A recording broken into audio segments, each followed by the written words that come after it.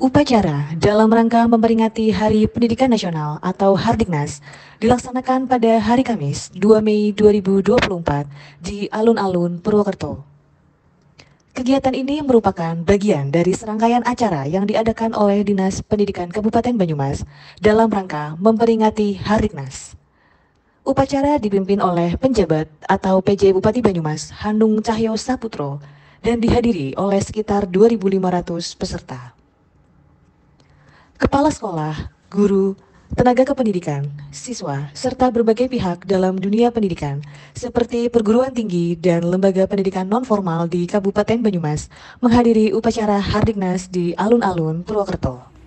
Hardiknas kali ini memang kita ingin membangun satu narasi tentang penguatan Merdeka Belajar yang harus bergerak bersama untuk kita lanjutkan. Mengapa?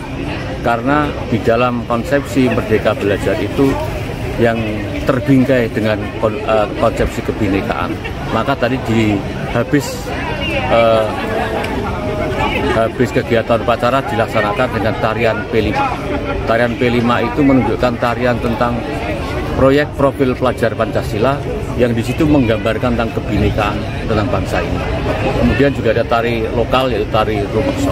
Dan pesertanya 2.500 dari unsur siswa, guru, tenaga pendidikan, dari kampus dan juga dari pendidikan non-formal. Dukungan terus diberikan untuk merayakan karya-karya kreatif dari seniman dan tokoh budaya agar dapat terus berekspresi. Kepala Dinas Pendidikan Kabupaten Banyumas, Joko Wiono, menyatakan bahwa upacara Hardiknas diwarnai dengan kehadiran pasukan pengibar bendera dari SMA Negeri 2 Purwokerto, serta pertunjukan tari kebinekaan yang merupakan bagian dari program penguatan profil pelajar Pancasila atau P5. Disajikan oleh ratusan siswa dari SMP Negeri 1 Wangon. Selain itu, tarian lokal Banyumas juga dipertunjukkan oleh 50 siswa dari SMP Negeri 2 Wangon melalui tarian Rumaksa. Joko Wiono berharap bahwa sektor pendidikan di Banyumas semakin kuat dalam menerapkan kurikulum yang memberikan kebebasan kepada siswa, sehingga dapat mempersiapkan generasi emas pada tahun 2045. Generasi ini diharapkan tidak hanya berprestasi untuk negaranya, tetapi juga memiliki cinta yang mendalam terhadap budaya dan negaranya, serta berbakti kepada kedua orang tua dan tidak melupakan agamanya. Dari Banyumas, tim media Dindik Banyumas mengabarkan.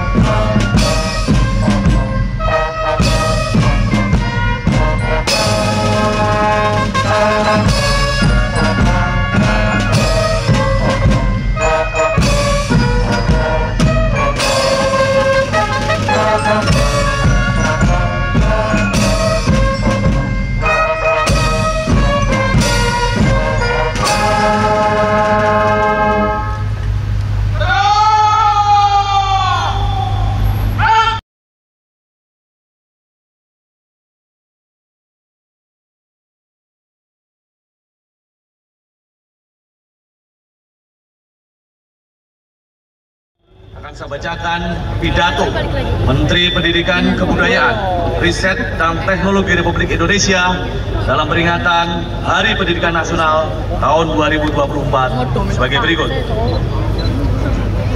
Assalamualaikum warahmatullahi wabarakatuh. Salam sejahtera bagi kita semua.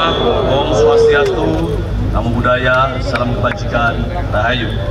Saudara-saudaraku sebangsa dan setanah air, 5 tahun terakhir ini adalah waktu yang sangat mengesankan dalam perjalanan kami di Kemendikbud Ristek menjadi pimpinan dari gerakan Merdeka Belajar, semakin menyadarkan kami tentang tantangan dan kesempatan yang kita miliki untuk memajukan pendidikan Indonesia.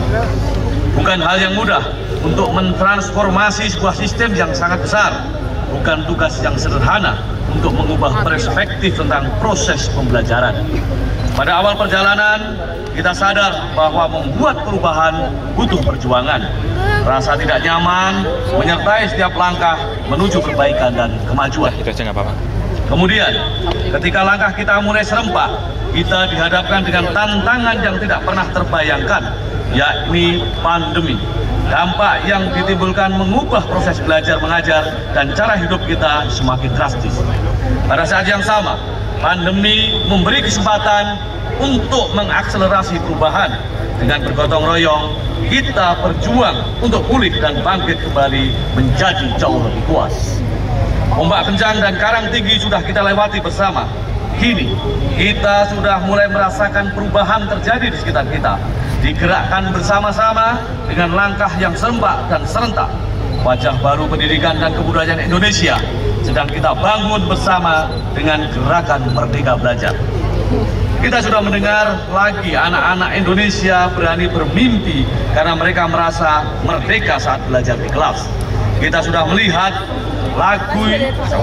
kita sudah melihat lagi guru-guru yang berani mencoba hal-hal baru karena mereka mendapatkan kepercayaan untuk mengenal dan menilai murid-muridnya.